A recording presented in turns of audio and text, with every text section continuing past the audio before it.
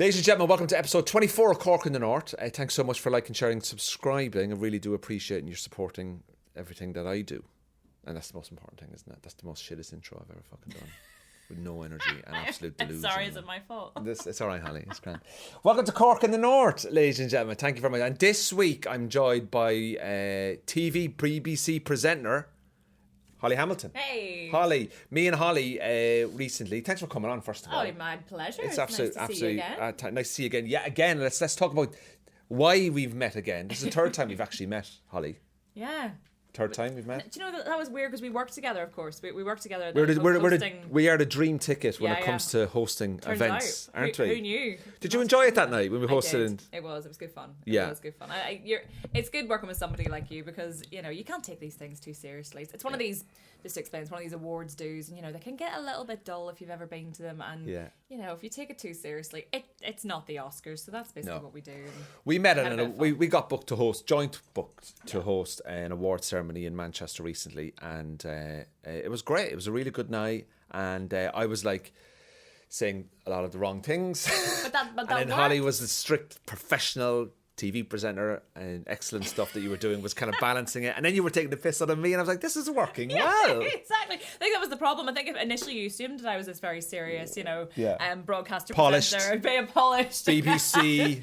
And if you have ever seen me do any of these things, no, I don't take them very seriously at all. So actually it worked well. So. Yeah, would you do a lot of those kind of like private events and stuff, or functions or corporates? Particularly these days, it was weird. I used to not like them, and I've spoken to other people about this before. I used to not like them because you felt a little bit like, you know, it was all, like I say, you took it too... I think when I used to take it seriously, I didn't like it. And now I kind of take it for what it is. It's a fun night out. Everyone's just getting together. Yeah. And it's a big party. You can overthink stuff like that. Yes. And I think, you know, you're good to, like, people have this idea of, if you're doing a big corporate event, you know, like, say, you're doing the Northern Irish Wet Grass Awards or the fucking Northern Irish Beach Awards or something like that. No, I'm kidding. Do you know what? I wouldn't be fucking surprised if there was the Northern Irish Best Grass in Your House Award. Like, it's ridiculous. I did an awards once. It was the UK Festivals Awards, and there was a category in the awards for Best Portaloos. Although, hang on, that might be the most important award I've ever heard. Yeah. Are you serious? Yeah, there was also an award for Best Wristband. Okay, that. But the wristband had like a something on it that had, I don't know, like an emergency phone number, or it was something quirky anyway. But I was just sitting there going, and there's people sitting there like going, this is the big one. This is the big one, you know. But we do them, and I enjoy doing them. They're a bit of a challenge. They're a bit out of my comfort zone. Yeah. And they're very out of your comfort zone. Yeah, it's not what we normally do. No, let's be honest. Exactly. So you're a presenter on the BBC. Yeah, so I'm normally talking to a camera. And not, exactly, yeah. So you're from here, but you commute. Now, this is another thing that we have in common, right? Is we both fly nearly every week. Yeah. Right. Funny that we bonded over that, you know. Yeah. It's sort of funny. It was like, you spend as much time in an airport as I do. Yeah, exactly. And it's kind of like, so I'm going again tomorrow. I'm going to London tomorrow. You're going to London tomorrow. Tomorrow. Right. Hang on, are we going at the same time? No, I'm on a Luton. Yeah, I'm on a Stansted. Two of the worst places. Yeah, pretty much. I mean, none of them are great. Let's be honest. Like, have you done London City? Which is the only airport in London, by the way. Yeah. It's actually in London. It clues in the name. It's right in the city centre, but it costs £1 million. But that's the compromise. Yeah, exactly. So unless you're the Monopoly man, you're the only guy who's flying in there. Yeah, and Flybe are back. Flybe's back. It's like your ex-girlfriend has come back into your life with a new personality, and you're like, this is fresh again. Do you know what? I was the last person on a Flybe flight ever. I know, I was in the last ever Flybe plane before it went bust the first time. Yeah, and by the way, it went bust while I was on the plane, which was a complete disaster. So we were stuck on the tarmac. And this was about 8 o'clock at night, and I had kind of all day been watching social media, and they were talking about the fact that Flybe was going to go bust. And I was like, I need to make it back home before this thing goes bust. And it started to take off, taxi down the runway, about to take off. I went, I've made it, we're through. And then it just stopped and did a wee U-turn and headed right back to the gate. And everyone on the flight, I don't think most of them had realised what was going on, and I had to kind of go, Like, Flybe's gone bust, everybody. Just to get comfortable. And we sat there for another 4 hours. Because that they don't have insurance in the sky, do they? Exactly. As soon as your company goes into like whatever liquidation, gone. Nobody owns us. We weren't owned, so nobody was responsible for us, so they couldn't do a thing. If that was me, I'd just start ripping out the seats. Nobody owns it. Well, do you know the worst part? Do you know the worst part was? It was the fact that the staff had just lost their jobs. Oh, yeah, obviously. Do you know what I mean? So nobody kicked off. I love the first thing I thought of there was, what could I steal? What can I steal? I've lost my job, I've mortgage and kids to pay. Yeah, but that's free. I'd steal the plane, free. Forget the seats. Like, come on, move over. Do you remember at one point sitting back in the plane goes, I'll give it a go. Yeah. I've got no claims bonus on the car insurance. This close to it, honestly, after the second hour. Do you ever like get to like 6 or 7 years no claim bonus on your car insurance? Goes, I think I could fly a helicopter. Yeah. But so you obviously got off the plane? So in the end, I think they managed to make a deal that if they could make it back to Belfast before midnight, then we could fly. So you got back. So the pilot literally said, okay, everyone strap in, I'm going to drive it like a stoler. No, I'm not kidding. And he took off and he had to make it back to Belfast before midnight. And wow. And how were the staff on the flight? They were actually okay, considering. I mean, did they serve you drinks, or were they like, fuck you? No, yeah, it was pretty much that. Yeah. They were like, we don't give a shit. Totally. I mean, it wasn't like a normal flight. I mean, that's probably as close as I've came to ever feeling like I was on a private jet. I imagine that's what it's like. Yeah, because there was obviously probably not a lot of people on it, was there? No, it was quite quiet, and yeah, it was. It's very sad when stuff like that happens, isn't it? Like, because I think that job, a cabin crew, it's a tough gig. Oh, it's awful. It's a tough gig. I mean, I have a lot of respect for the people that do that. Because I fly EasyJet a lot and stuff like that. I was on the plane one day and I Googled, I thought, if comedy doesn't work out for me anymore, or I wake up one morning and I realise I'm just not funny or anything, I Googled their salary and I was like, how do you even live on that? Like, they don't get paid enough. Like, no, I was just Googling just jobs what their salary was. You know, I was sitting on a plane and I was like, I wonder how much these people earn. Yeah, you know what I mean? And not enough. They don't earn enough. You know, because they're kind of security, they're hosts, they're waiting on you, you know, they have to be in some way medically trained. They have to have patience of a saint to deal with the general public at that level. Imagine having 200 people on an hour flight and you're doing 4 flights. That's 600, 800 people a day. And we're awful. People are awful. We are awful. Yeah. People are just horrendous. Yeah. You fly on average about maybe 8 times a month? Yeah. Twice easily. A week, over and back. Twice over a week, and back. Yeah. Right. This week, probably 3. 3 this week, yeah. So, yeah, it's not great. What, not great for the environment? For the environment, yeah. I don't mind that shit. Yeah. Don't mind the environment shit. That's my biggest concern. I feel like I have to do, maybe not quite in Roy McIlroy's scale, but you know what I mean? I feel like, look, at the end of the day, like, we were all told to buy diesel cars, and now we've been told that diesel cars we shouldn't have been buying diesel cars. I know. Look, the way I look at it is that, like, yes, I do fly, but the flight was going anyway. Yeah, that is exactly. The flight was going anyway. Don't hate the player, hate the game. Yeah. Like, if I wasn't on it, it's not going to be like, oh well, you know, that's less fuel being used. Exactly, yeah. And I don't weigh that much. Yeah, and also sometimes in England, if you ever go to Glasgow, you're in London, you'd go to Glasgow. Yeah. The flight is cheaper than the train ticket. Yeah, exactly. So sort that out. Sort that out. Me and Holly Hamilton are sorting this shit out. Yeah. This is why we're going to send this to the Transport Minister. This podcast. Yeah. Who's that these days? I have a big bugbear. There's certain things about flying. You fly a lot, so what you do is I genuinely have got flying, I believe, down to a T. Oh yeah. Now, you will do as well, right? Fine art. It's a fine art. So, like, for example, when I get up, I don't know if anyone does, because I fly right. I get up, I put on my jeans in the morning, wherever I'm wearing. I never put my belt on. Yeah. Because I'm going to the airport. The belt is in the bag. Yeah. There's no point in having the belt because it's only coming off. And no boots. No boots, soft shoes. Yeah, exactly. Laptop packed front of the bag. Yeah. So it's literally set it out, wash bag, boom. Jacket's already off, and I am true. And liquids. All pre-packed. Preferably don't bring liquids. I have a bag that I've got in my office at work with most of the liquids that I need. So you're going over with no liquids. Nothing. Just the odd bit. Do you know the best thing? You feel really smug. See when they say to you, have you got a laptop, electronics, liquids? You're like, no. And they don't believe you. Yeah. They're like, who is this animal? You don't have a laptop. Yeah. It's 2022. Well, you must have liquid. You have to have liquid. Yeah. You're a woman. You can just feel them looking at you. Yeah. But it's a lot more challenging, like, you know, and obviously women wear makeup and so, and especially in the role that you're in, you know, you're on television, so there's a sort of kind of wardrobe department and clothing and hair and all that, where, you know, blokes, shirt and whatever, like scruffy look. Because that's the only thing I do have is my hair appliance. Again, I've got that down to, I've got one device This is me holding my device. One device that dries my hair and styles it. But as actually, I kid you not, someone said to me in security yesterday or 2 days ago, "Is that a bazooka?" Was it Belfast City? This one, it was Manchester. Manchester. They said, "Is that a bazooka?" And it really does. Either that or it looks like something quite questionable. But yeah, I know what you mean. Do you know what I mean? Yeah, I'll say no more. Yeah, say no more. How are you finding the travel? You have a baby as well. Yes. You're married and you have a baby, so there's a lot to juggle here, isn't Which there? is why I do travel, if I'm honest with you. If I was to get away from the baby. Yeah, to get away from the baby and my husband, mostly. But also, it's more to do with, I mean, if we lived in England full time, where is the baby? Who's looking after the baby? And if you lived in England full time, where's the baby? I think that's your responsibility. Yeah, exactly. And I am not responsible enough to have to concern myself with that. So over here, we're very lucky, and we've got both sets of parents to look after them. And support structure. This is a thing that I would never have if I had a baby. Is probably a wife and a support structure. I'm saying I'll be your support structure. I'm really off. I have no structure whatsoever. There's no way I'm going to be like, Holly, I've got a podcast today. Is there any chance you and your husband could just take that for a while? Yeah, I'm like one of those pop-up support tents. Yeah. Do you bring your child to England? Sometimes. But as he gets older, he's become more of a pain in the arse.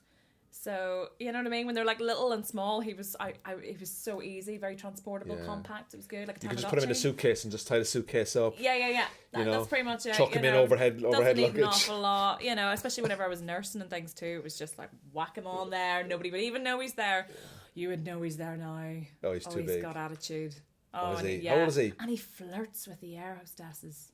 Honestly, he's 16 months old, and I've met him. He's a little charmer. I met him. Yeah, I met him. He's on Tinder. He's only 18 months. I saw him in Hollywood one day. He's just like, "Mom, coffee, latte." Swiping. He's just swiping. Honestly, he is. He's terrible, and he has to talk to everybody. I have no idea where he gets it from. But yeah, he's a nightmare now to fly with. So I'm hoping we'll get past that phase and then he can come over a bit more.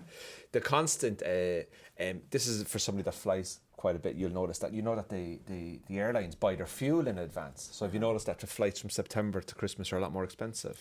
Oh, there's always something. Do you know what I mean? Honest to God, I've got my flights booked up until September. Stop. Right? But the September, October, November flights that I'm kind of like looking at now, and because sometimes you get work late as well, so it's kind of an EasyJet have taken away the free cancellation and a free transfer of flights. It's a 45 quid. But if you're a member of EasyJet, which I'm a member of, I know you were trying to flog this to me the other day.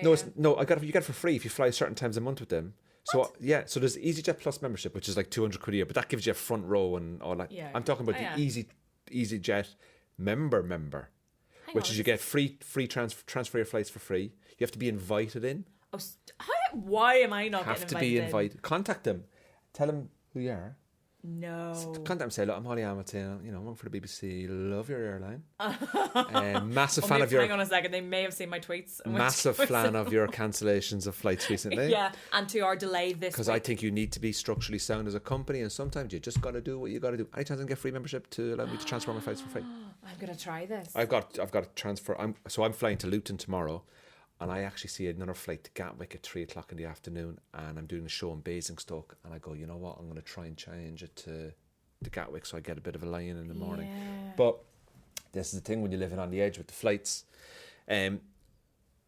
My airport of choice is always Belfast City. Absolutely, yeah, of course. And if I have to go to international and I have to park, I get a return back into international. Yes. But then if a flight from Belfast City, for example, is 40 quid and the flight from international is 25, I'll always pick the 40 because of the cost of getting to international. Exactly, getting to international and parking. Yeah. Yeah, I'm exactly Are you one of those people like me? Exactly the same. Annoyingly, and obviously you mentioned Flybe is back, but it doesn't fly to Manchester until July. And they don't have an app yet. You have to get the boarding card at the feckin' airport. It's like 1998. I actually was booking a Flybe flight to, where was it going? London. To London last night, and I had to go desktop. I had to go put in all my card. Doesn't take Apple Pay. I don't even know where my card is. No wonder they went bust. Yeah, exactly. Well, they're talking about coming back with a bang. They're worse than they were before. They had an app before. Yeah. It's crazy. It's good to see Flybe, but it's good to see a company that's been broken give it another go. Yeah, exactly. You know what I mean? It's one company I was. They're like clinging on. It's like Boris Johnson. He's just clinging on until at one point, eventually, it'll be like Flybe. you're done. And then they pop up then, Flybe, the new airline of Armenia. You know, like they'll just like pop up somewhere else. Like what I don't get with the airlines too, it's like you think you're booking one airline, but it's actually another little secret airline that's owned by the bigger airline, and you have no idea who you're flying with anymore. A little trick that happens when I used to work in banking, very similar to what you've just said. Royal Bank of Scotland and NatWest used to be a bit like, we don't charge for cash withdrawals. They used to own the companies that would charge you $1.99. Yeah, exactly. Sneaky. Do you know what I mean? That's the shit I don't like. We're all green. We're a green company, and then underneath it, then they're like, we're like proper into emissions and buying cars. Greenwashing. Is that what it's called? Yeah, it's called greenwashing. So they kind of tell make it look like they're doing things. Just waterboarding and greenwashing. Yeah, it's like the same thing. Totally different. Isn't Don't get them mixed up. Don't get them mixed up. We'll just move your microphone a little bit closer. Just lift it up there. Yeah, just to be. Is that it? Sound okay, Sean? Sounds great. All right. Okay. Cool. One thing that annoyed me at Belfast International, and I thought when you were coming, I said, you know what, I'm going to say this to you because I think you would get the same frustration. So the queue for security, right? So do you remember the last couple of weeks there's been issues in Manchester and Dublin and all that kind of stuff. So obviously your mindset on a flight is very, and if you're going to work and you have to be on telly, you can't miss that flight. No. Because there's people relying on you, right? I turn up at Belfast International, and normally it's quite good. Yeah. It's very good. I must admit, now I've taken the piss out of them before, but I must admit it's really improved, right? Because what you do is, I go on, I don't have speedy boarding. Yeah. But as I'm going through the zigzags and no one's looking, I just jump in. Oh, yeah. I don't do that. I kind of just say I don't. When you mean when there's people there? I do it, yeah. Do you know what's really It's so annoying? tempting to jump into the speedy boarding one. Whenever, when I have all the wiggly lines and you walk up and down, and there's no one there though, there's nobody there. But you can, so what you tend to do is obviously just duck under. Yeah. But then if the person in front of you isn't doing that and you have to follow them. You can't go in front of them. There's the etiquette. Yes, etiquette, exactly. The etiquette. So I had one of those the other day and I had to literally do like the little duck thing, round and round. Oh dear love, him in front of me was just, just please, there's literally 30 of these rows. I'm at a point now where I'm going to buy Swissport uniform to wear when I fly to England to pretend I work in the airport so I can just skip in. Yeah, or you can have the authority to lift the bar. You see, when you do it, the power to do that. When I used to work in B&Q during the pandemic, I still have the B&Q uniform. I genuinely, didn't have to go back. They said we trust. I have the B&Q uniform home, and there's a B&Q down in Lisburn, and I just feel like one day when I go, you know what, I'm just going to put on the uniform, walk into B&Q in Lisburn, and just walk out with a load of shit. And just be like, just walk out with a load of stuff. But I was up in Belfast International, and I walked into the airport, and it was the time. Say the flight was 4:00, so you're boarding 3:30, right? And it was about 3:10, and I just got through. And I looked at the queue, and the queue wasn't that bad. So, the gate flashes up, but you've got a lot of time. They don't mean final call. So we're queuing up, and we're there for about 10 minutes, which is a long time to queue, right? How first world problem this now. But anyway, I get up, and as I'm getting up, a lady comes in a wheelchair, obviously special assistance. No, so obviously they come in front of me. Absolutely no issue. Of course. No issue with special assistance. I've used it before myself when I had to get on a plane. I'd broken my toe and I was in crutches and I was and stuff like that. I have no issue with special assistance. So I stepped back and I went, oh yeah, of course you can. Walked in. But not only did the lady go through with special assistance on the wheelchair, her 6 family members go through as well. And none of them are in a wheelchair. And I'm like, whoa. So there's now 7 people ahead of me in the security. Yeah. And I'm standing there like going, I'm like, right, there needs to be a protocol here. Like, this lady needs special assistance, so she should be brought through quicker. How many is she allowed then? How many? What's the cut-off point in security? So there's people walking through, they're like really sorry. There's nothing fucking wrong with you. There's nothing fucking wrong with you. Get to the back of the queue. That's outrageous. So these people are now like, thank God Margaret's disabled. Because we now don't have to queue. We just go through security with her. And I'm just thinking, you know what? There's something has to be done here. Because hang on, don't you get special assistance too if you're coming through with a buggy? Yes. So how many are allowed there? There you go. There was 6 family members, and I was counting them, and they're all looking at me as if to say, like, we're in on this. Like, we know we only brought her on the holiday, so we can skip through security. I mean, that's. I was furious. I wasn't furious with the lady in the wheelchair. I was furious with these fucking people that are like, yes, Margaret's not well. Let's fucking jump on her. And I'd say they use her blue badge as well. Do you know what? Margaret's probably gutted. She was thinking she was getting a wee bit of time away from them. But they apologised to me because I knew they were taking the piss. Yeah. So what is the rule? If you're going with somebody in this, especially I say if it's a husband and wife, fine. But if it's a husband and wife and another 3 or 4 couples that are with them, no. You're back to the queue. Do you know what? Do you know what's wild though? How stressed out we get about people bunking in front of us. I mean, the plane isn't going to take off any sooner because Margaret and the 7 dwarfs are all with her. So.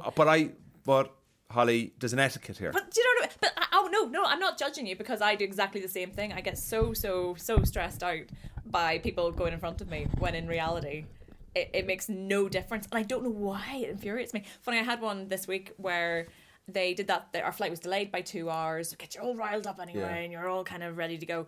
And then they opened the gate, and everyone, like, there were people. Some people were queuing, some people queue. Yeah. Some people go. Why? Exactly. Why? Well, in this instance, because I had dilly-dallied anyway, because I knew the flight was delayed, I waited and just went, do you know what? They're probably going to board soon. So I did join the queue.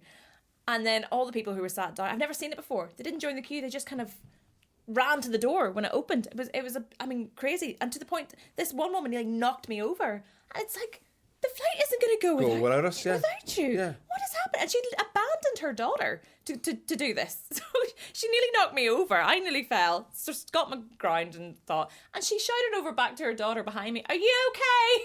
I was like, but more, she was obviously making the point, that, oh, my daughter's back there, i.e. hint, let her come up here with me. And nope. I stood my ground. It's insane, isn't it, how people behave in the airport? Totally. People completely lose the run of themselves. They're absolute animals. I don't know what happens when they walk through those doors. I actually genuinely believe, like, I remember a guy going through security once, and the guy was like, laptops, liquids. The guy's like, huh? Yeah. Uh-huh. And you look at him and you go, it must be his first time flying. Yeah. Like, it must be his first time flying. And then you're going, hi. Yeah. And when they do the call, like, boarding at gate 8 and they're queuing up, I always just sit down and go, like, as you're saying, I was going, what do they think's going to happen? Yeah. By queuing up early? Exactly. I don't understand the need to get in first. As soon as the plane lands, what are you standing up for?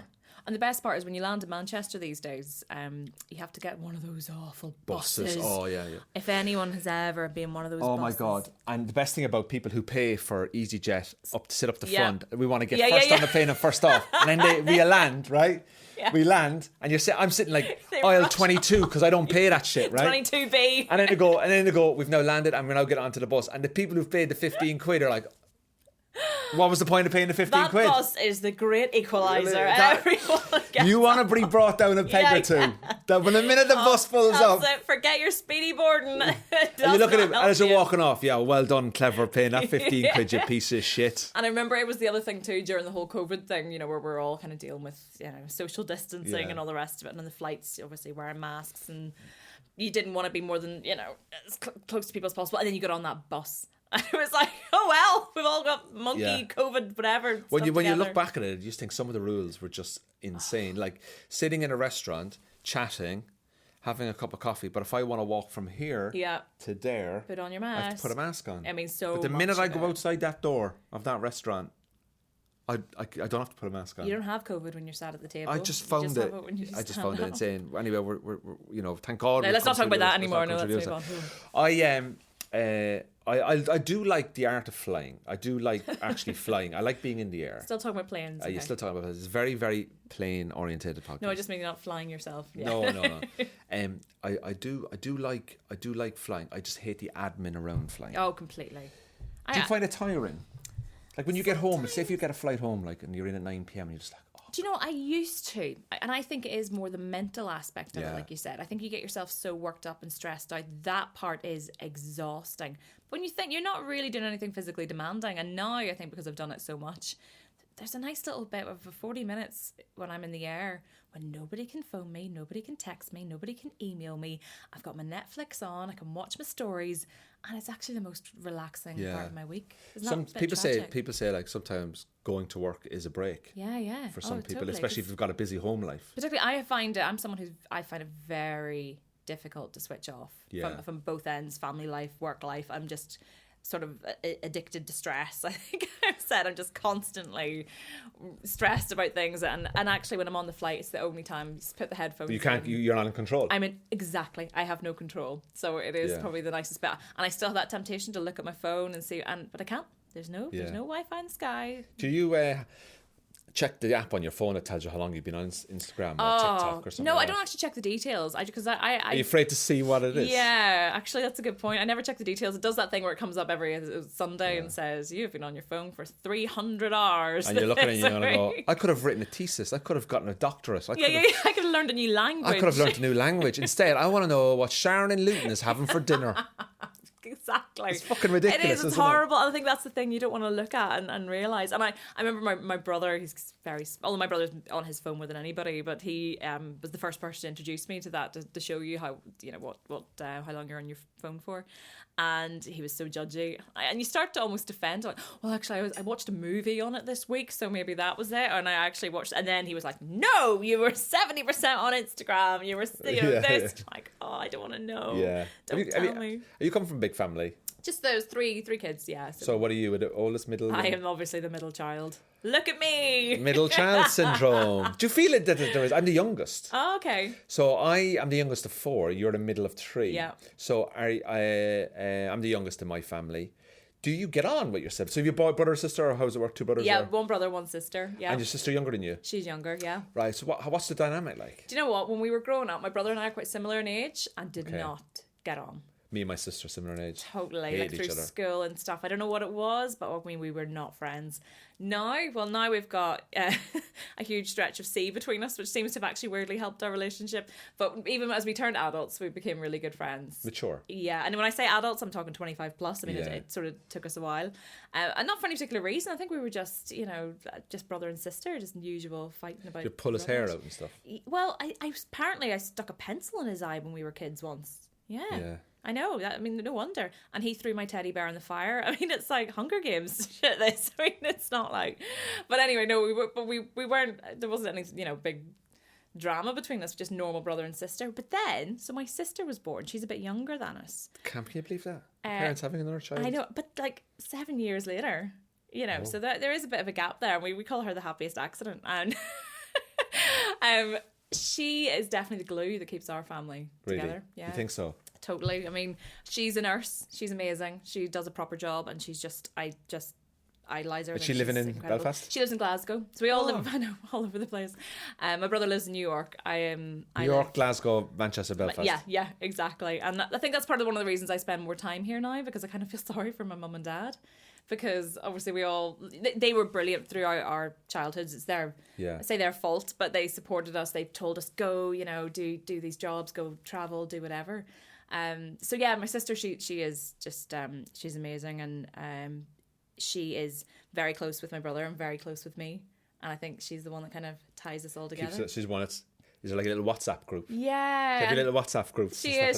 She's the one. It's Mum's birthday, so are we going to get... And I go, okay, will you get this? I swear, you get that? even just this week I messaged her and like, what day is Mummy and Daddy's anniversary? Is it today or tomorrow? And she just laughs at me. She's the one that kind of is across all these things. And so a couple of Christmases she's not been home because, she's been working particularly during the pandemic, and it's not Christmas without her. Isn't that really sad? That's a nice thing to say about your sister, isn't it? Yeah, it was. It was just really weird. When I was growing up as a kid, now I need to get the facts right in this. This is what I think. Me and my sister used to find. I'm talking like when I was like 5 or 6 now. Yeah. Right? My sister threw. I think this is right. She threw one of my toys into the fire. Oh yeah, that's what my brother did. I went into the fire. I picked it up. I slipped and I sat on a fire, and stood up with lumps of coal burnt into my arse. No. I was taken to hospital. Oh, sorry to laugh. I was taken to hospital. I had 2 lumps of coal on the side of my arse. Has it left a scar? There's a mark. You don't need to show me. There's a tiny little mark. Like tiny little mark. Aww. Another time I was in a buggy, and my sister, I think my sister took something off me, and I leaned across the buggy, fell out of the buggy and fell down a drain like a manhole. I was taken out of that and I was brought to hospital. And I remember that one really vividly. Actually, fell out of the buggy. I wasn't. It was one of these really old buggies. How old were you again? Oh, I was like 4 or 5. Oh, and you maybe remember 6, that? maybe 6 or 6, something like that. I remember that. Like, I remember those 2 incidents in my life. When I look, when you watch like your first memory. My first memory I genuinely have as a kid is me falling out of a buggy. Yeah, isn't it funny? I think your first memories are not great ones. Yeah, you don't remember the happy times. Yeah, exactly. Yeah, I don't remember going to the zoo as a child or to all these wonderful places we were taken. But yeah, I go to the zoo and then your parents are like, there you go. But I remember the time I fell off my bike and smashed my head, you know? Yeah. Exactly. It's terrible. I know, but you never remember, like, oh, remember that really happy Christmas? No. It's actually made me think, now obviously I've got a little boy now, I'm going, why am I bothering? I could just do nothing for the next 6 years. I won't remember it anyway. Yeah. I don't have any kids or anything like that. Like, are you, obviously, I'd say, I imagine, and I hear this from everybody in my age, is that, like, you know, your life totally changes. And I get that, right? I get that. But is there an element of you a bit like going, this definitely was the right thing to do? All the time. You know what I mean? Because like I don't know anyone that's regretted having kids or anything. And I don't, you know, kids are really, really good when you hand them back. And but I worry that, like, I have an insecurity and a very big anxiety is that I would be really nervous about being a parent. Look, everyone has the same thing? Yeah, I think some people are made for it. I really do. I think some people, their whole lives, they go, oh, I want babies and I want to be a dad or a mum. And other people, and a lot of people I've spoken to would be more like me. I think most people, particularly in my late 20s and early 30s, I thought, I'm never going to be ready for this. You know, this is insane. And then it just happens. I am not responsible enough to have another person to look after. Yeah. I cannot look after myself. And then all of a sudden something does shift, and then suddenly you start thinking about it a little bit more. Was there like a light bulb moment? I feel like it was, I wouldn't say light bulb, it was more of a kind of slow burn. It was kind of, you know, 1 minute you're kind of looking at other people's kids and whatever, and when you get to a certain age, as you'll know, it's all anyone ever asks you suddenly. Well, would you ever have family, have kids? People say that to me and I go, I just don't make mistakes. But I think it's a really unfair question too, personally. I think, you know, because a lot of people struggle. People might want children and not be able to. And then particularly as I've got older, you know, there's a lot of people in my friend circle that, you know, have been through all sorts of awful situations to try to have kids. So for people to kind of constantly, so if anyone's listening, do not ask people if they're having kids, because it's going to be a really horrible question. But yeah, I think for me, I kind of realised, I got to a point where I went, look, I don't want to regret not having kids.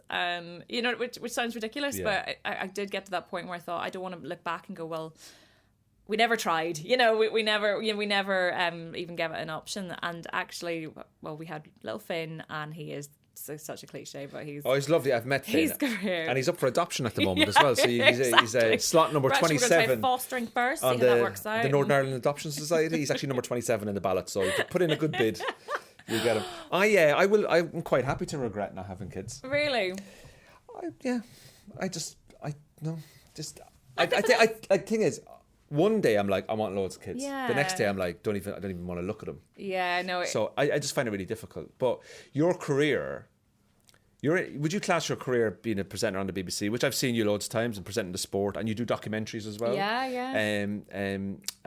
Do you feel it would get in the way of where you want to be, or you think, you know what, I can manage both? Because you have a busy life. That was a massive concern, obviously, particularly. And when I got pregnant, actually, there were a few things that happened that I thought in 2021, as it was, wouldn't happen. I lost one job. Because I was pregnant. I know. Was that, you weren't told that directly, were you? Was that indirectly told? Well, let's just say they said it was due to insurance reasons. 2021. So I thought all that stuff would have been dealt with by now. I honestly couldn't believe it. There was that, and then just different things, you know, that suddenly you were kind of being overlooked for things. So there was that, but in like everything with kids, it kind of changed my path a little bit in terms of what I wanted to do. And you mentioned I'm doing documentaries. Yeah. You know, I had never had the time to do things like that. Worked with some independent production companies, got a few things off the ground, and I realised that's what I really love to do. There you go now. You know, and I don't think I ever would have had the time or really given it much thought if I hadn't. So it's kind of given me different opportunities, which have worked out better. Yeah, something happens in your life and things change, but what happens is you find a different path based on the change. But it's also disappointing to know that being pregnant has gone against you. Oh, completely. And look, you know, that I don't think the gig was probably not right for me if I look back on it. So I'm a big believer in things do happen. There's a reason why I've not done Live at the Apollo, is because I was pregnant. Okay. That's why. Yeah, clearly. That's why I'm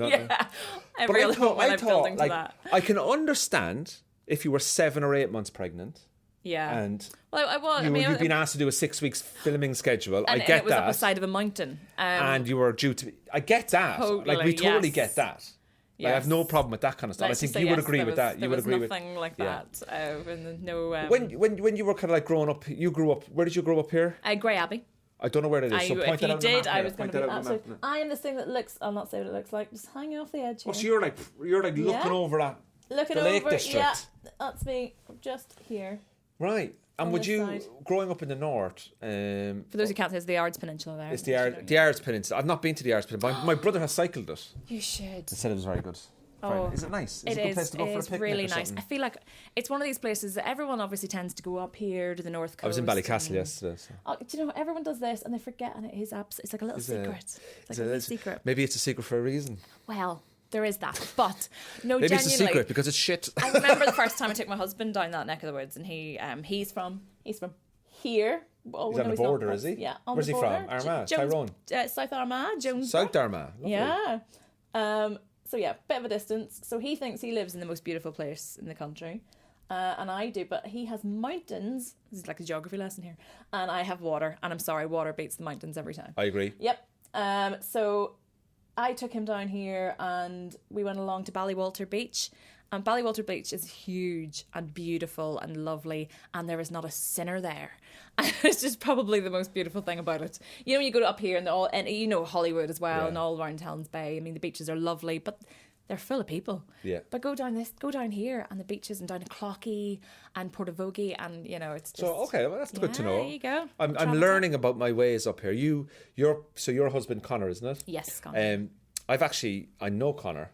I don't know him. He doesn't know me, by the way. You stalk him. But I know of him because I've sat him and watched him do his work. Yes, He's a presenter. He does, yes. Did you meet in the presenting world? We did. Or it wasn't like Tinder and it was just like, oh my god, you work at the same job as me. Oh, you know, Tinder. I mean, we both laugh about the fact that Tinder was only invented kind of about a week after we met. You were like, gutted. Yeah, absolutely gutted. Like, it looks class. Like at the time when it first came out. Yeah, but you know when it first came out, it was pretty exciting. It was like, oh, swipe right, swipe left. It was like shopping. And I love online shopping. Oh my god, there's my cousin. Swipe right. Yeah.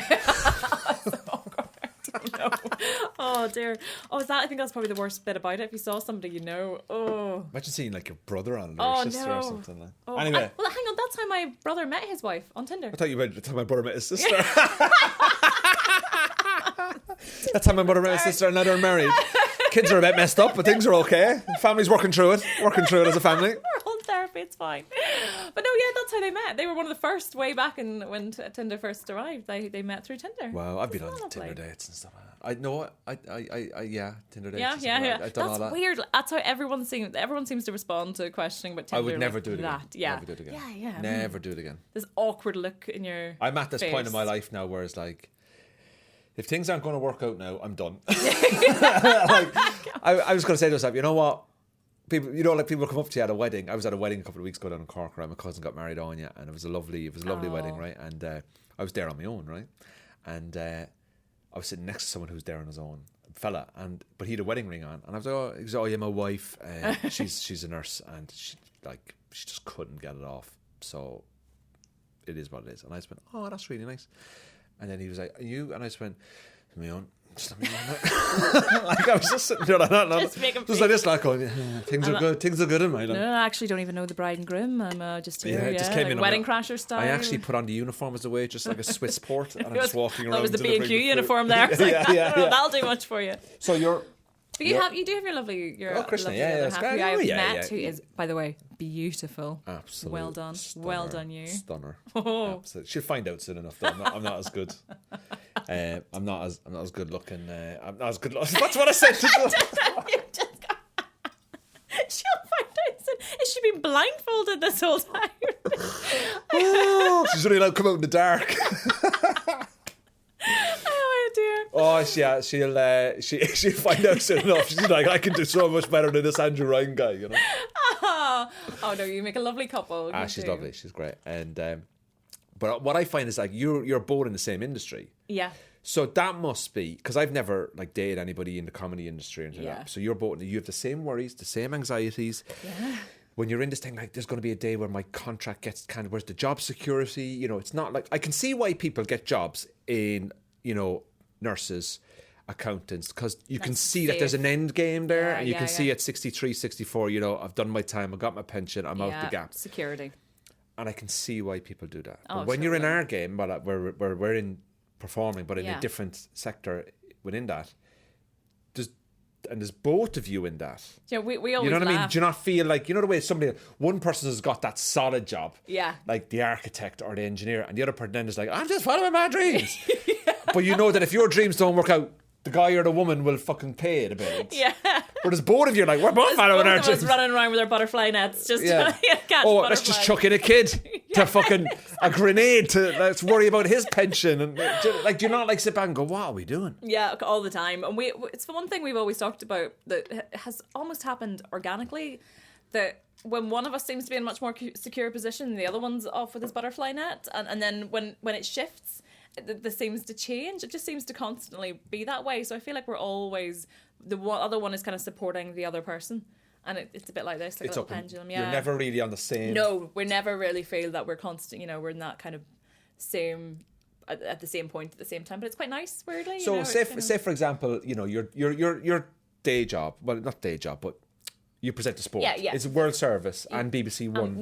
Yeah. You do a bit of both. Yeah, so you work with Dan Walker. You used to work with Dan Walker. Yeah, before he jumped ship, Before he jumped ship. He went to Channel 4. Channel 5. That's like going from Barcelona to Nottingham Forest on the hope that there's a massive investment coming. Hang on. It would be if Nottingham Forest suddenly got bought over by Saudi Arabia. Yeah, something like that. Yeah, you see what I mean? Let's not go there. Let's step away from that. So the BBC in there, obviously, it's I watch BBC Breakfast and I've seen you and do the World Service and stuff like. When you watch something like if you watch a comedian, you go, oh my God, that comedian just, he or she made that look so effortless. But actually, we all know that from your side of the camera, there's a lot of things that go into that and a lot of years of experience to get you to make you to look like it's effortless. Yeah. What made you want to go with, what did you study? You studied politics. Politics, yeah. Yeah, because I've done my research. You did politics in Dundee. Uh-huh. How have you gone from politics in Dundee and politics? It was the clear answer, wasn't it? I would expect, University of Central London or, like University of Manchester. I'm doing English literature and politics, but fucking Dundee. Honestly. Why have you gone to Dundee? The thing with Dundee, and bizarrely, for some reason, there were a lot of Irish students in Dundee. A lot. Such a small place. I mean, we used to say we could go through a week with only ever speaking to other Irish people. Yeah. And not speaking to anybody Scottish. I think, and this is only a theory I have, is that Dundee calls itself a city. But it's a teeny tiny little city, and you can walk all around it. But it's sort of like the Belfast city centre. And for a lot of people who come from a rural background, which is probably most people from here, going to a university in the city, it's like a little baby step. It's like, I've moved to the big smoke. You don't want to go from Ards Peninsula to West London. Yeah, exactly. Because I remember looking at a university in London and. I got away just a bit ahead of myself. Even I remember looking at university in Newcastle and it was just all a bit big. And then when I went to Dundee, just for one of those kind of open day weeks, and I had the best time, and I was all about the student experience. Yeah. So it's like going from the Ards Peninsula to West London would be like going from drinking your first can of cider and the next time you go, you're on heroin. That's exactly. You're like, I just want to try everything. Yeah.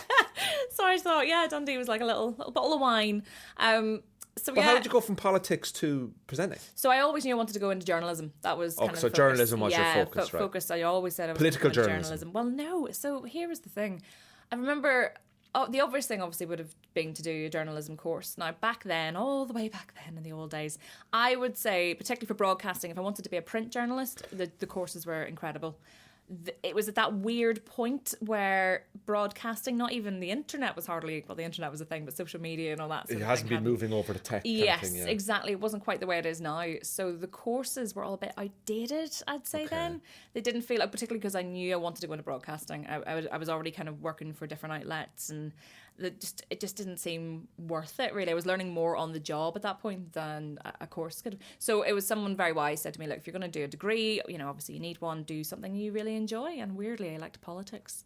Yeah. Don't know why. And you still take, obviously with your presenting now, do you take an interest in politics just as an observer now? Yeah, very much so. I would never want to be involved. You don't want to host news night? It's a little bit like, I don't want to say know your enemy sort of thing, but I like to I like to know what I'm talking about in terms of politics. I like to understand it. And weirdly, again, the question around Dundee was one of the few universities that did Irish politics.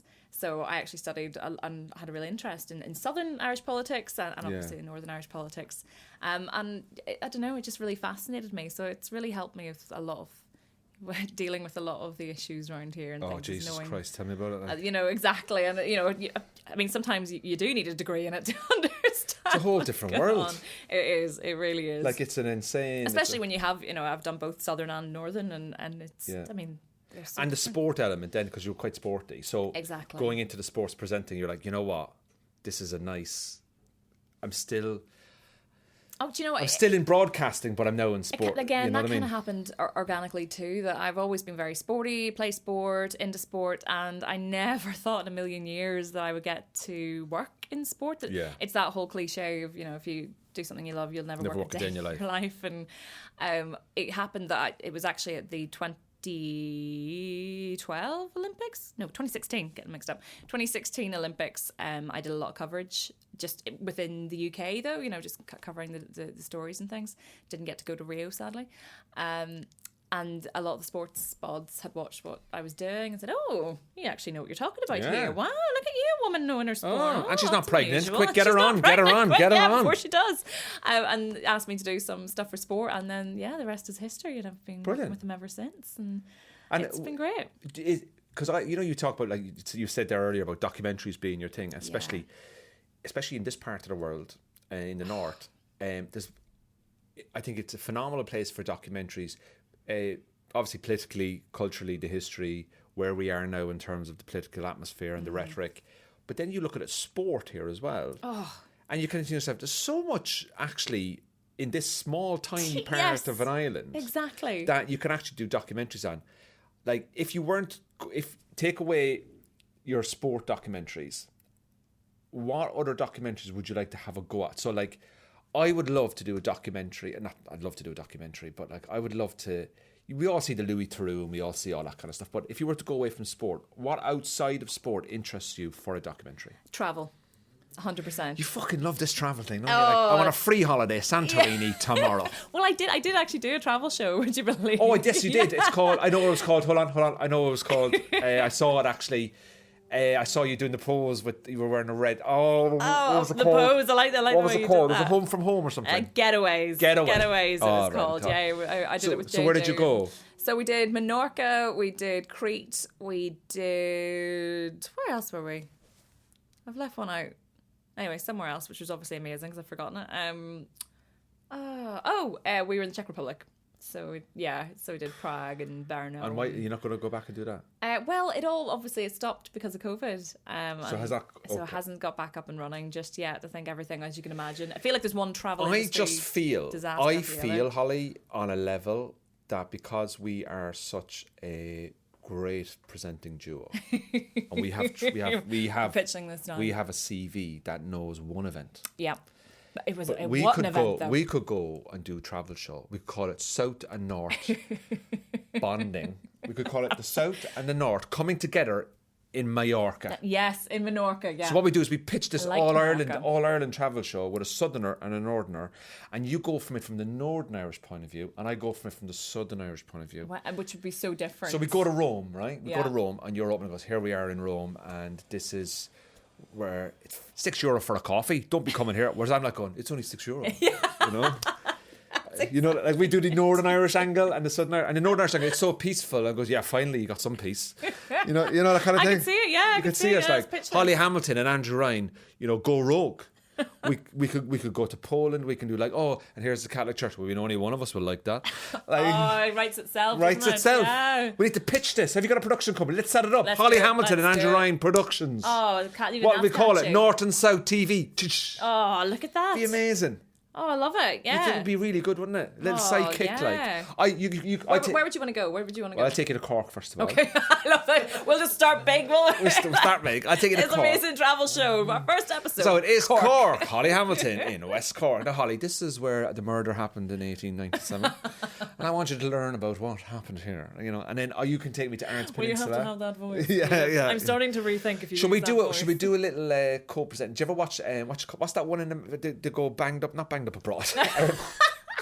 We're not doing that one. What did they go over to Spain? Place in the Sun, right? Yeah. I used to have a joke with that, but anyway, they go over. They go, Sandra and fucking John. It's always they've got a 90 grand budget, and they go out Cash. and they look and they go, "Oh, I don't like it here. I don't like it." And they go, "Why don't you like it?" It's just I don't see myself reading a magazine, right? And they do all this shit, right? And at the end of it, no one buys fucking anything. No, they're getting a free holiday out of it. Yeah, pretty much. I do think it's a genius idea. I think it's so. We should do one, right? This would be our pitch now to BBC One Northern Ireland, right? We could do it. So we'll just ad lib it, right? So we're going to pretend we're in Portugal, and we're going. What do we call ourselves? North and South Travel. North and South Travel, yeah. Right. This week on North and South Travel, welcome to North and South Travel. I'm Andrew. Welcome to North and South Travel. This is what this is going really well. So really good. Welcome to North and South Travel. Where should we clapper?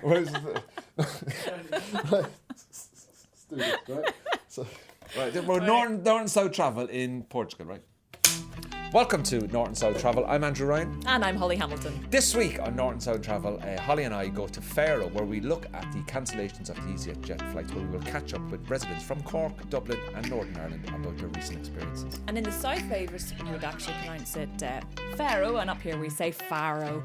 I did differ. This is the problem with this TV show. Okay, we're not getting the correct words right, but you keep going, Holly. Well, it's okay, because that's what happens. Are you pregnant? Because I don't think you should be working on this job. They say it wrong and I say it right, okay. It's okay.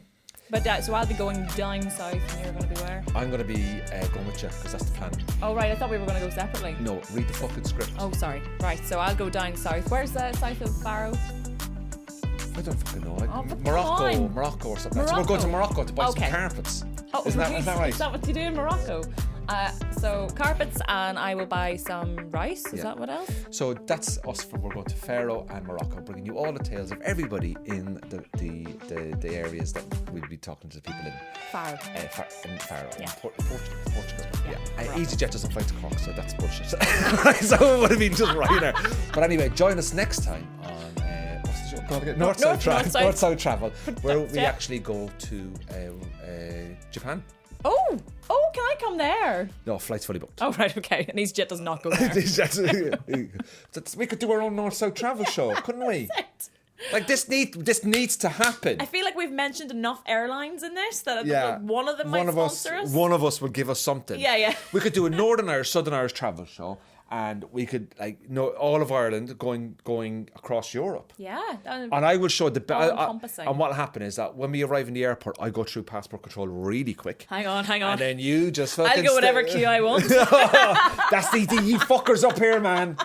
These little fuckers up here with their 2 passports. I'll just pick which queue. I will win every time. That bugs me. That's one thing about a Good Friday agreement I'm not happy about. That's the one thing. You get 2 passports. I can't even have 2 girlfriends. Like, what's going on? It's outrageous. You didn't even think about that in the Good Friday agreement. Yeah, exactly. Just have one of each girlfriend. It's crazy, man. It's absolutely insane. Sports. So documentaries. You want to travel and sport is what you want to do. Yeah, and I think I want to do a bit more. Like I say, travel, but even on our home ground. Look at our lovely wee map here, and just there's so much that we have learned, I think, since COVID, that we have got so much on our own doorstep here. So much to do. And more so, I prefer the idea of the history of it too. We've got more history. Than history. Than history. Yeah, than exactly. History. I mean, we created history. Oh, I mean, and what I love about this part of the world is how much we love history. There's not a day goes by where you go, I remember that. Well, I think, and it's funny, but that's one thing I find with the sports docs, that the historical stuff is much more popular than even just doing something on, current. Well, nostalgia is a big thing, isn't it? Yeah. We could do North and South history documentaries. Wow. What history would you like to focus on? What do you think? Cork. Cork history. Cork. What's the biggest historical story in Cork? Michael Collins being shot. Right, that's a good one to start with. Michael Collins got shot because of the treaty back in, I don't know. Is there 1920 or something. I can't remember the date, but Michael Collins being shot, Roy Keane being kicked out of Saipan. It's a historical one. Yeah. Big part of your history and culture. What else have we got? Cork City being bought by the fans when they changed the ownership of the football. Cove Rambler. I'm just trying to think of all the fucking history in Cork and I can't remember. There's so much history. There's so much. You're putting me on a spot here now. Like, I like where you started though. You're like, do you want to talk about sporting history or political history? We should do it. Is there a lot of sporting history? Oh, geez, yeah. We've got the Gaelic, the hurling, the football, the soccer. We've got loads of stuff. And I actually once hosted an esports event in Cork. Esports? Oh, gaming. Gaming, yeah. Was that like, and today we'll find out who's the really top FIFA player. We've got somebody from Alaska versus somebody from Sweden. It wasn't FIFA. It was, I don't even know. Is it like one of the ones with little trolls? Is it like one of those? I'm so sorry to anyone who is big into this. No, it was a Comic-Con or something. It was a competition. Oh, was it good? We toured all around Ireland with it. Was it good? I learned a lot. Let's just say about what? About the gaming industry. Yeah, the gaming industry. Is it good? I don't really game. I don't game, so multi-billion pound. I mean, these were kids who were competing for $100,000. It was in the end. I mean, it was just a trip to LA. Get into gaming. The next time your parents shout at you for playing your computer games, totally, just turn around to them and go, "I'm going to pay this fucking mortgage off. Now shut up." That was the funniest thing about it. A lot of the kids were turning up and playing this, and you could see the parents were just sort of along for the ride until they realised it was $100,000. It was. Yeah. Next thing, it was the dad's in the back. Dad's in the back. Just fucking kill him. Shoot him in the head. Shoot him in the head. The mortgage is paid off. We're going to Faro. Shoot him in the head. It's phenomenal. And as I say, they're different all world. Kids. Yeah, it's a different world. And seems you dip your toe into. There's so many things out there that you can make money off that the average person doesn't know about. So like gaming, crypto, maybe crypto. NFTs. You buy a picture of a picture or something. I honestly can't get my head. Me too. I feel like my brain won't let me work this one out. Yeah. NFTs. There's also do you know what? Do you know the amount of money that's in coffee? Oh yeah. Like coffee. Both of us sitting here with our stupid cups of coffee. Well, I've finished my cup of coffee already. Well, mine too, but yeah, I mean, exactly like coffee. My cost you pay £3 for a coffee, which is incredibly. I remember when coffee was $2.25. I don't. I remember. Well, maybe I'm a bit older than you, but I know, but I think it's you can probably still get a filter coffee, but that doesn't exist anymore. You can't buy a filter coffee. No, it's all. Can I have a vegan left wing woke latte? Mine's got oat milk in it. I have almond. Oh, can't get on board with almond. Very hard to get almond coffees these days. You walk in, you go. They charge you extra for the almond. Yeah, they do. Yeah. I know. And for the oat milk as well. Do they? Yeah. There's a big campaign underway to stop this, apparently. But anyway, I just like it, to be honest. Coffee Wars documentary. Coffee Wars. We're creating. Which one is the greatest? Almond. Catholic coffee or Protestant coffee? Do you decide. Do you like that Blackboard and Dairy Girls? Do you think if it was created now, would there be do you remember Catholics like almond milk? Protestants like oat milk. And non-binary drink water. Whatever. Someone asked me a question recently about non-binary. I said, I actually don't understand it, so I don't know. I don't have an opinion on it. And they're like, but I can't take on something else. Yeah, I have enough going on in my life. You've enough with the almond milk. I can't take on another issue in the world. I can't take on others. Good luck to you. I'll vote for whatever you want, but I'll give you whatever you want, I think we should look at creating our own documentaries. North and South come together for a TV documentary where we can do historical sporting events on the North and the South, and we can compare them. And we can do it in Portugal. And then we go to Morocco to buy carpets. And bring Finn as well, the child. He loves it, yeah. We can, and we'll do it all on a bike. All on a bike, yeah. Can I ask you a question before we finish up? What's your relationship with one of the greatest counties in Ireland, Cork? Well, genuinely, just for the esports I was there for an esports event. She went gaming in Cork. I went gaming in Cork. What hotel did you stay in? Do you know? I don't know. I when I came here and I thought, right, I'll probably have to mention what I've ever done in Cork. And I actually, you do that thing you put into your photos, and I don't seem to have any photos. I seem to have not taken a single photo of Cork. Give me a landmark. Kinsale, Cork, Crosshaven, Carrigaline, Douglas, Ballincollig, Mahon, Glanmire. You know your Cork. Montanati. What's the population of Cork? It's 100% full of legends. Do you know what? I hate people ask population questions because I haven't. I think it's about 700,000 or something. 700,000. Since I've left, there's been a massive hole in society. I would say, there was the population of Cork. I don't know. Diminished rapidly after you left. I heard. because it is lovely. Where did you stay? You must have stayed in the city centre. I'm looking around because I want to say it was near like. How many years ago was it? It must like 2016. I thought you were going to go 26 years ago. No. So how fucking old are you, Holly? It's like 26 years ago. I was 11. It's a really good moisturiser. I was 11 at the time. Well, that would tally, mind you. Back then. I'm looking at different because I remember around the time, and it is lovely. It is really like a wee stag do and a wee hen do. In the centre, I saw lots of stags and hens. It was in the summertime you were there, were you? Oh, it was about spring, summer, yeah. Yeah, we've a quota. Okay. We let a quota in every year. 4 stags and 4 hens. Furious there. It's like that's the worst thing a place can be. I once saw an English stag party in Cork. This is going back maybe 2007. Okay. And they were like walking around and they were English, and you just looked at them and you just went, they need to shut up. Well. Right? There's nothing wrong with that, but just shut up. I know it says the two Irish people telling people to shut up. They were being a little bit sort of like sitting outside, we were having pints outside, just being a little bit OTT. Yeah. And that was say 9 o'clock in the evening. Now they were well on. Look, they're on a stag. Good luck to them, right? But at 1 o'clock in the morning, I was walking over to I was staying at my mate's house who lived in the city, and I just remember seeing 2 or 3 of the lads from the stag, and I think they'd been involved in something like a fracas. An altercation. And you just think to yourself, that was inevitable. I saw that coming 3 hours ago. Yeah. Like bring it down a bit. It's funny. You know what I mean? We were at the Champions League final there. Here we go. How did that go? Did you win? Well, shit! Oh no! We lost in every sense possible. Where I was got pepper sprayed about 2 minutes. Did you get pepper sprayed? No, I avoided it by 2 minutes. Honestly, if Liverpool had won, I would have got pepper sprayed. So in many ways, it was a win. You're a Liverpool fan, aren't yes, you? You're a big Liverpool fan. Yeah. I'm a Manchester United fan. I mean, first of all, I don't have this anti-Liverpool thing. I've said it before on the podcast. You can. I do believe that the English and Liverpool fans were probably picked on a bit. Oh, a bit, honestly, if you'd been there.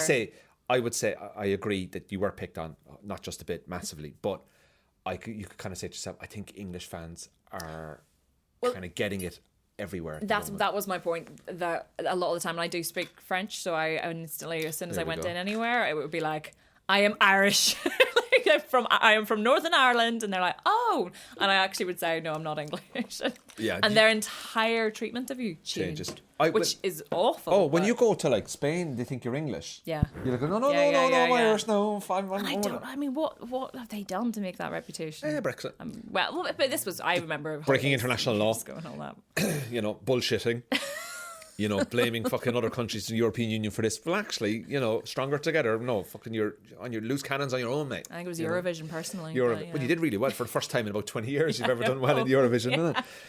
I feel like, look, I think Liverpool are a phenomenal football team, and to get to a Champions League, you don't know how many times this is going to come around in a lifetime. To get 3 times in the last 6 or 7 years. Man United got to 3 or 4 finals under Fergie before he retired. We're going to have this 20-year gap now. We're 10 years in now. We're going to have probably another 7 or 8 years before a long way to go. And it comes in spades, and you're having your time now, so enjoy it. And well, do you know what? This is the thing. I had and obviously you're a football fanatic when you're younger. My entire school years were, full of, and for some reason in Northern Ireland, you're either a Liverpool fan or you're a Manchester United fan. So we had to endure that. We had to endure Fergie time. So I'm kind of going, this is we're getting our time now. We've had to endure Fergie time. We now have to endure pepper spray. So. Yeah. Why did it go from that to that? Yeah. Well, you have to endure whoever will. Ten Hag now. What do you make of that? I don't turn this into a sports channel. I feel I support anybody that comes in because they come in with the best of intentions. But I genuinely feel the structure of the club is rotten. Yeah, yeah. And I think we need to suffer more. I think next season we'll suffer more. But I think we have to go back again. We have to go further back again. Yeah. We have to clear out, change the structure of the club. The new management, Murta and all these guys coming in, Ten Hag has to come in, see the system, understand it, look at the youth development, look at the recruitment. Recruitment is key. Football is all about recruitment. Jurgen Klopp got rid of 29 players before he won the league, and he got in 31. Mm-hmm. People say like, oh yeah, he didn't spend. And he bought. He was very clever. Like, how the hell can Man United miss people like Virgil van Dijk on recruitment? Yeah. How can we miss all these people on recruitment? Yeah. What are Man City and Man United doing in their recruitment of younger players? But you got Paul Pogba, so it's okay. A waste of time that was. Anyway, this is sorry. That's that actually that will be getting deleted. That's actually for our sports documentary. What's coming up, which is called Liverpool versus Man United fans, North and South. 100% would be on that one. Holly Hamilton, it's been an absolute pleasure having you to come on Cork in the North. Thanks so much for coming on. I really do appreciate it. Have you enjoyed it? Yeah, would you come on again? Absolutely. We'll get you back on. When there's a scandal breaking about you or something like that. Yeah, right? yeah. Are you going to do Strictly? Oh, here. Would you do Strictly? I don't think I could. Too busy, like. I mean, it's one of those things. It looks like a good idea, but it's a wee bit cultish, isn't it? Yes. Everyone I know who does it, I'm a wee bit concerned. It is a bit like, you know, when you've got a friend who joins a cult, you know, we all have that. But they're so into it. Like it takes over their life. Anyone I know who's been on it, it's just... And it ruins your relationship. Seemingly so. But yeah, it's... Every episode has at least a couple of people leaving their husbands or wives. Yeah. You see this, if your husband or wife come on, I want to do Strictly, you go, oh, fuck.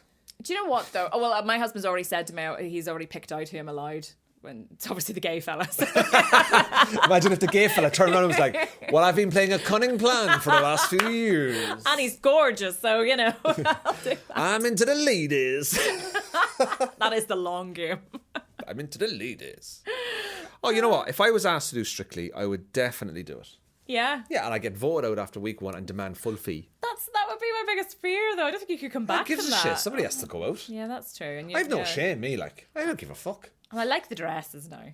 The dresses, but also boost your profile. Like, you'd love one of the wee sparkly I'd love blouses. to do the tango. I'd do the tango drunk, though. Oh. Like, I'd love to do something like that and just cause absolute mayhem. I really genuinely would. I'm quite hyper competitive, and I genuinely would be concerned I'm not good at it, and then I'd be gutted.